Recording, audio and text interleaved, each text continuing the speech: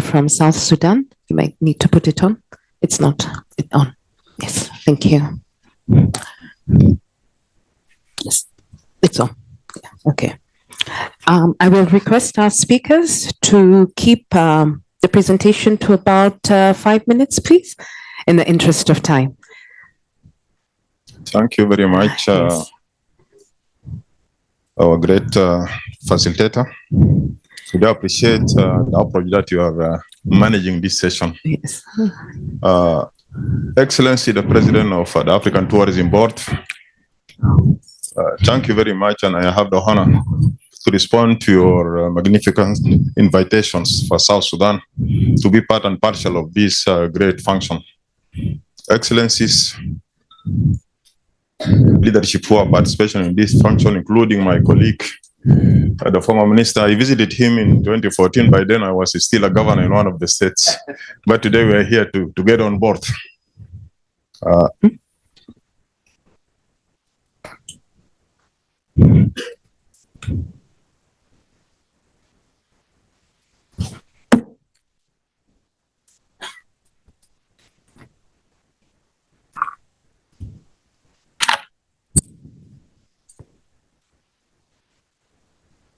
Gentle ladies and gentlemen attending this vital function. Actually, my role is very brief and short. I will briefly try to drive you along the tourism overview, perspectives, opportunities, and the brief way forward. I will not be bothering you about the length introduction, but in brief, our continent is very rich as it was being recited by my former, those who have spoken. Mine will be focusing on the main tourism pillars of the continent, of which I will be mentioning briefly about the cultural tourism, which is the cultural diversity, then the natural sceneries. Then I'll talk briefly about the heritage and historical sites in Africa, and briefly I will talk about our leverage, which is the wildlife, then driving you along the other relevant aspects. In brief, our country, our continent is very rich when it comes for the cultural diversity.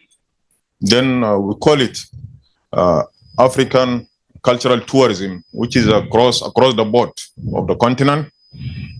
In our continent, the continent enjoys diverse and rich cultures, deep-rooted into our origins, and remains solid, connected with our ancestors. And by the way, Africa remains very intact culturally, and we are connected to our origins, by the way. Number two, even though many attempts to dilute, wipe, and to influence the core of our cultural depth, but Africans remain solid, packed to their origins. I mean the colonial eras and trials which have come across Africa, but yet we remain Africans as we are. The third point, what's expected from the concerned African tourism entities? What is expected from us? To be led by the African Tourism Board is to be the vanguards for our conservation, reservations, and promoters of the African strengths, and to lead us to be ever proud of ourselves. Because now there are so many encroachments, so many invasions into African cultures. But I think we should play that role of maintaining and preserving our identity. The second aspect, which is about natural tourism in Africa, that is the sceneries and scenic. The continent endowed abundantly with pristine landscape, marvelous biodiversity as a home for multiple livelihood activities. We have the list there. Those are the relevant aspects for this one. Number three, African heritage and historical sites. That is another sector of our tourism. The continent have witnessed multiple interactions along its evolutions, some of which were positively blessed by our ancestors, but mostly driven, and others were driven through the hard-won struggle for survival against the submersive foreign elements aimed for loot, the happiness of the continent, to mention a few of our historical sites, and those areas are very important, by the way, for us to remember, recall. I'm just trying to mention few of our historical sites, and there are many. There are multiple and many. Let me start with one foremost historical site, which is Fort Jesus in Kenya, in Mombasa. That is one of the marvelous historical sites in Africa, and we have to get rid of. We have to reach. Number two, we have the Mamono mountain in Botswana. That is one of our marvelous historical sites. We have Larry Bang Mosque in Ghana. I'm quite sure amongst us here there would be some few Ghanaians, and some of the African tourism boards may have got connected to. Yeah, thank you. That is one of our marvelous historical sites you have to mention here. And we have Telwood, Kasbah in Morocco. Our Moroccan brothers and sisters, they have one of our marvelous historical sites. We have Kolmon, Rock Town in Namibia. That is one of the marvelous historical sites we have to recognize here in this juncture. And we have Pemba City in Mozambique. Those are one of the marvelous areas. We have Ismaila, Stone Age in Tanzania. The Tanzanians, they have that Ismaila, which is very marvelous historical sites. We have Robben Island in South Africa. Everybody knows about that. We have Kigali Genocide Memorial Center. We have House of Wonders Museum in Zanzibar. We have Demzibar Slave Trade, that is in my homeland. That is one of the slave trade centers. And we have the pyramids of Egypt, which is the peak of all those historical sites. And, we have just attempted to mention a few amongst all. We go to the fourth pillar of our African tourism aspects. We have the wildlife and tourism. That is very marvelous, by the way. And by the way, the pillars which I have mentioned, they are not in all countries, but some of our countries have few of them. But some who are being blessed, they might have 3 or 4 out of these pillars. For the wildlife, the only globally remain massive protected areas remain Africa.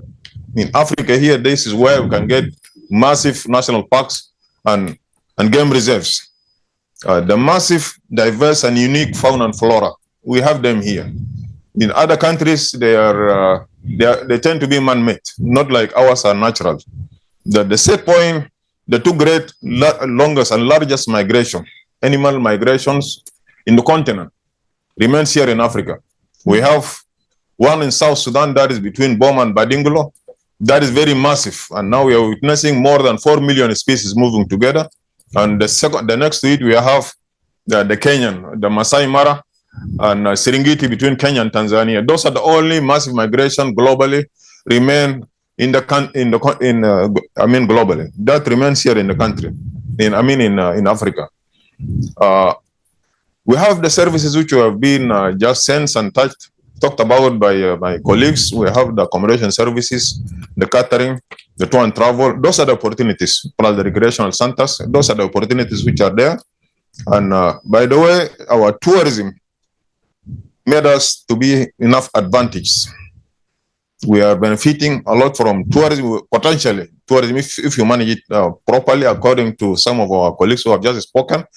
To my personal perspective, so tourism opportunities and activities are not only in the centers, but covers wide areas, especially at the peripheries. Because when you talk about wildlife, when you talk about natural sceneries, when you talk about the different aspects of tourism, they are not only in the centers, they are divided. We are different from other continents. In other continents, which are man-made tourism, you'll get them in the centers. But here, they are spread all over, across the board. Number two, tourism creates widespread employment, because when you talk about national parks or game reserves at the periphery, automatically those who are nearby will be enjoying that opportunities, and name the rest. So many advantages they are there on the screen. The challenges, what are the challenges that we have to address in this session? We have to mention it, at least we put them as part of our recommendation. Our cultural challenges, which let me stick on them. Number one, we have lack of self-esteem. most of us are not quite confident about themselves. We believe on what is coming from America and Europe should be our way forward, but we should develop our own confidence. That is the first point. Number two, the unnecessary and destructive competition amongst us, the African countries. We do develop unnecessary competition among ourselves. Some of us pretend to be better off than the rest. Also, we don't have that tendency of joining our hands and cooperating with the rest. That is the second aspect. Number three, we have conflicts between most of the African neighbors. Most of our countries, they have their problems with their neighbors, either because of borders, because cultural aspects. Those are the challenges which we have. The last part, that is issues of funding. Funding, by the way, remains our weakest point.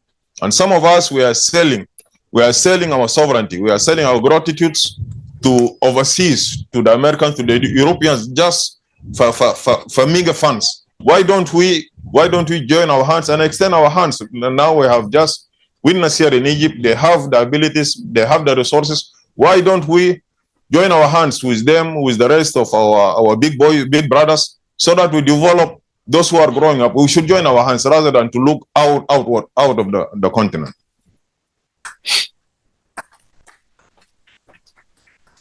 For the way forward, I think the first point would be unity of African diversity. We should be more optimistic about ourselves. We should think of how to unite ourselves, even though we have differences in religion. We are different in religion. We are different in colors. We have difference in so many cultural aspects. But at the end of the day, we are Africans. We should believe and develop that perspectives that we are Africans and we have ourselves. That is the first point. Then the second point, create and establish our own path rather than to impose the colonial phenomenon. Those are things which we have inherited, and some of us are still clinching on them. For instance, let us talk about our food. Most of us are calling our food local foods, but when we come across burgers, we call it walai. That is one of continental foods. When we talk about McDonald's, we believe on them being continental. And what about us? They are the one who develop their own. We should also develop ours. That is one of my projections. Then we should promote our cultural products, languages.